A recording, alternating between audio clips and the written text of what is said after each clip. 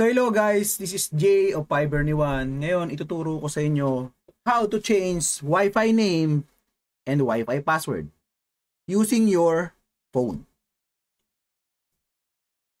So first,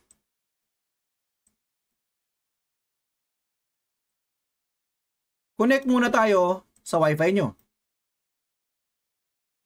Sa example dito, nakakonect ako sa Fiber ni Juan 2G. Next, open nyo yung browser nyo.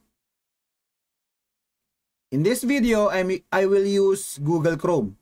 So click in Google Chrome. So type in 192.168.1.1.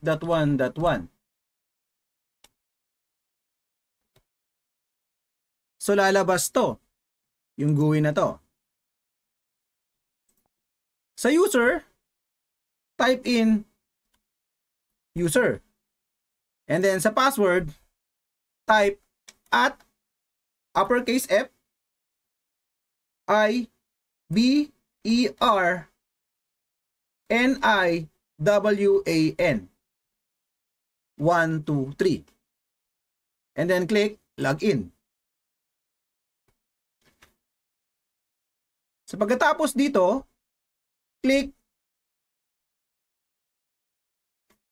network. And then click advanced tab. At dito, ang babaguhin nyo lang is itong SSID for 2G.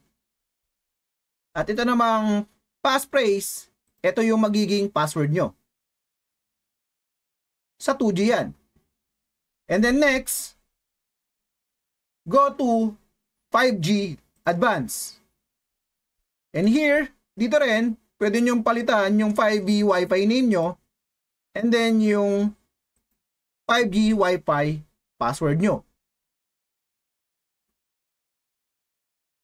So, ganun lang po kadali ang magpalit ng Wi-Fi name at Wi-Fi password nyo using your smartphone. So, yun lang po. Maraming salamat.